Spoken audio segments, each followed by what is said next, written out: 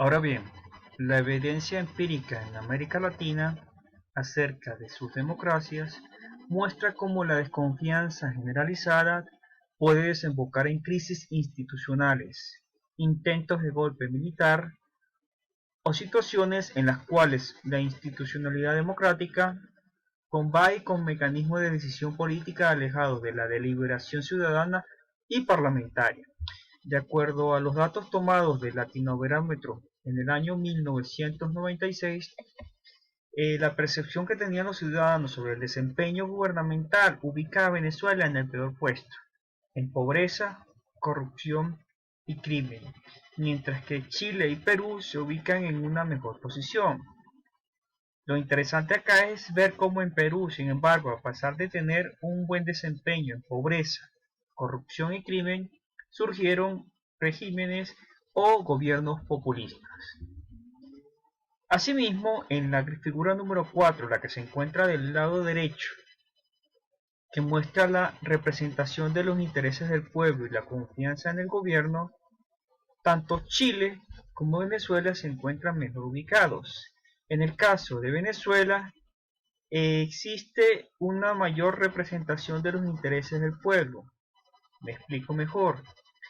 Los individuos perciben que el gobierno de Venezuela representa los intereses del pueblo, mientras que en el caso de Chile, los ciudadanos expresan que tienen mayor confianza en el gobierno, pero que este gobierno no representa sus intereses. Contrario, en el caso de Perú, Ecuador, México y Nicaragua, encontramos que la confianza institucional fue decreciendo desde el año 1996 hasta el año 2004, a excepción de Nicaragua, que tuvo un leve ascenso en el año 2002, y el mismo caso de México del año 98 hasta el año 2000. Sin embargo, la confianza ha ido decreciendo en los años siguientes. Esas gráficas parecen confirmar tres hechos que constituyen el argumento central del trabajo. El primer argumento es que la desconfianza ciudadana es el resultado de una percepción negativa sobre el desempeño de las instituciones representativas. El segundo argumento, cuando es persistente o a largo plazo, crea condiciones para el surgimiento de estrategias alternativas de representación y rendición de cuentas, como son los liderazgos populistas. Pero en el corto plazo, esos liderazgos populistas suelen percibirse como representativos de los intereses del pueblo. Tal es el caso de Venezuela para el año en el cual se hizo el estudio, es decir, para el año 2004.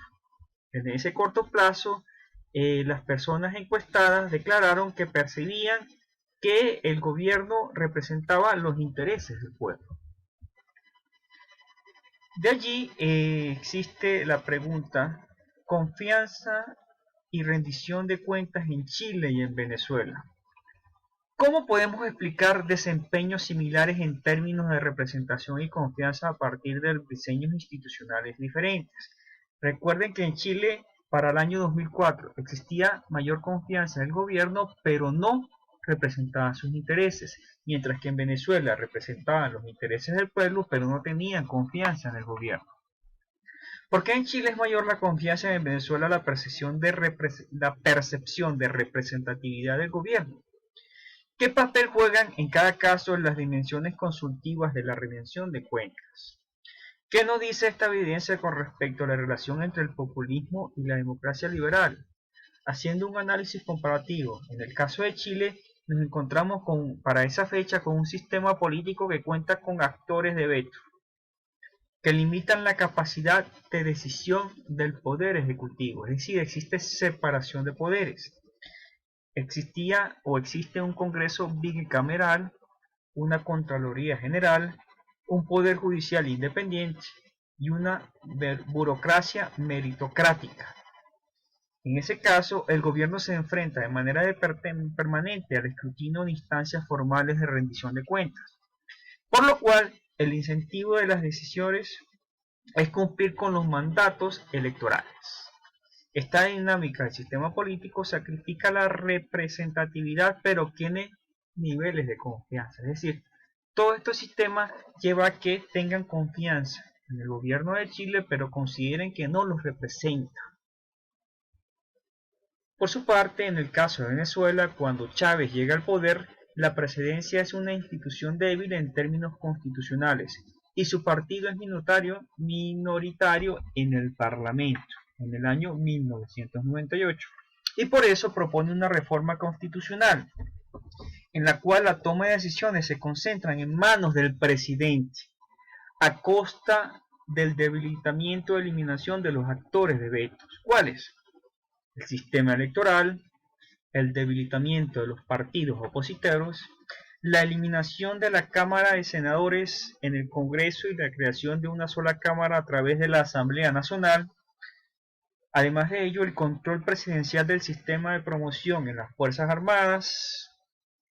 Recuerden que para esa década, en la década de los 90 existieron dos intentonas de golpes militares. Capacidad de llamar referéndum consultivo para cualquier tema y la posibilidad de reelección que plasmó en la Constitución. Es decir, en síntesis, en Chile las reglas ubican al presidente como iniciador de la legislación, pero la presencia de actores con vetos institucionales representan obstáculos de políticas fuertemente redistributivas. Esto disminuye la proporción de ciudadanos que perciben que el gobierno representa los intereses del pueblo frente a los que una minoría privilegiada pero favorece la equidistancia de las decisiones y una mayor calidad institucional. Por su parte, en Venezuela, la utilización de los resquicios legales por parte del presidente para consolidar su carácter mayoritario de su gobierno aumenta su capacidad para la toma de decisiones y es percibido por los ciudadanos como una mayor voluntad de satisfacer los intereses populares en contra de los privilegiados.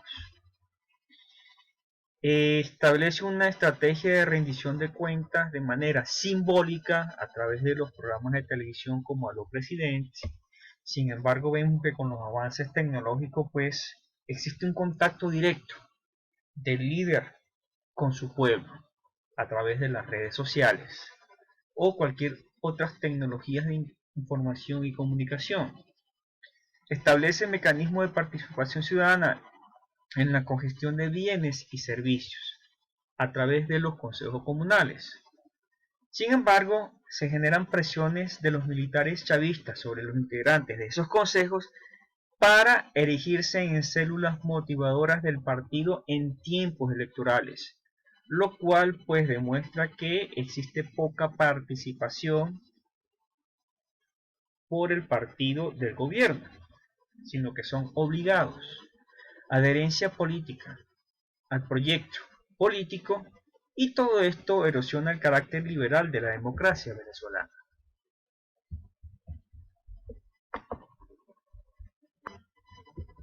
En ese sentido, al evaluar los índices de gobernanza en Chile y Venezuela durante los años 1996 hasta 2006, tomando como base los datos del Banco Mundial, nos encontramos que en el caso de Estado de Derecho y control de la corrupción existe una mejor percepción en el gobierno de Chile.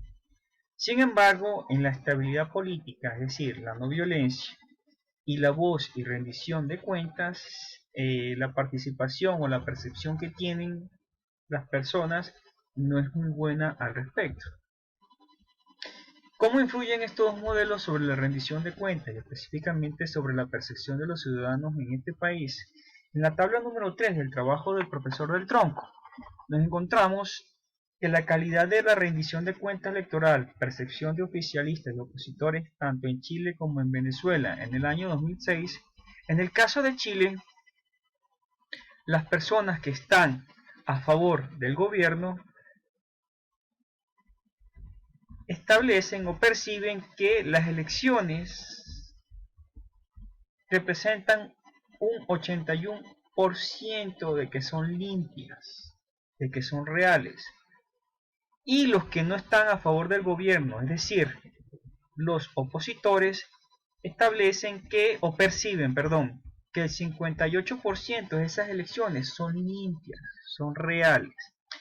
Tanto los opositores como los miembros del partido político consideran que las elecciones en Chile son limpias, a diferencia que en Venezuela, en donde los miembros del partido político que está en el gobierno consideran que las elecciones son limpias en un 88%, mientras que para los opositores en 88% consideran que esas elecciones son fraudulentas. De allí que los hallazgos sugieren que la democracia chilena ofrece mayor capacidad a los ciudadanos, y especialmente a los opositores, para hacer rendir cuentas a sus gobernantes. Mientras que en la democracia venezolana genera incentivos entre los opositores para buscar estrategias de participación y control diferentes a las electorales. Ya para concluir, el profesor del Tronco hace las siguientes aseveraciones. En primer lugar, la confianza de los ciudadanos en las instituciones de gobierno está relacionada con el desempeño de sus representantes. En segundo lugar, la experiencia latinoamericana muestra que el surgimiento de gobiernos populistas es el resultado de altos y generalizados niveles de decepción ciudadana, dado el deficiente desempeño de las instituciones representativas, así como de la percepción generalizada que votar no alcanza y que los mecanismos de sanción a mano de los ciudadanos son insuficientes o definitivamente ineficaces para provocar cambios positivos en la calidad del proceso de representación. En ese contexto, los líderes populistas son percibidos como capaces de interpretar, reconocer, representar los intereses del pueblo en oposición a los privilegiados. Y como consecuencia de esto, los líderes populistas en principio generan la percepción de mayor rendición de cuentas a través de ese mecanismo simbólico. Sin embargo, cuando la rendición de cuentas erosiona la competencia partidista, disminuyendo la posibilidad de una oposición efectiva, las evaluaciones positivas y confianza en el gobierno solamente permanecen en sus partidarios. Y en tercer lugar, la evidencia demuestra que en una democracia partidista como la de Chile, el respeto por las instancias de rendición de cuenta institucional limita la representación de los intereses del pueblo, si bien contribuye cuando el desempeño es satisfactorio a niveles altos y persistentes de confianza en el gobierno. Es decir, existe confianza si se alcanzan los objetivos. Mientras que en la democracia populista como la venezolana, el abayazamiento de las instancias formales de rendición de cuentas y su reemplazo por mecanismos simbólicos permite tomar decisiones más cercanas a los intereses de los menos privilegiados. Esa es su percepción, pero socava en el largo plazo las bases sobre las que se sostiene el edificio representativo.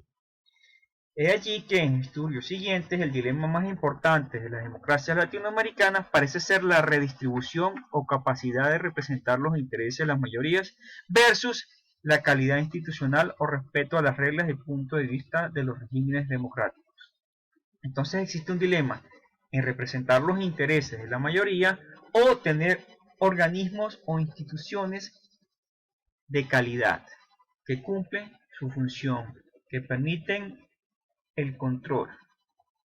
Muchas gracias por su atención.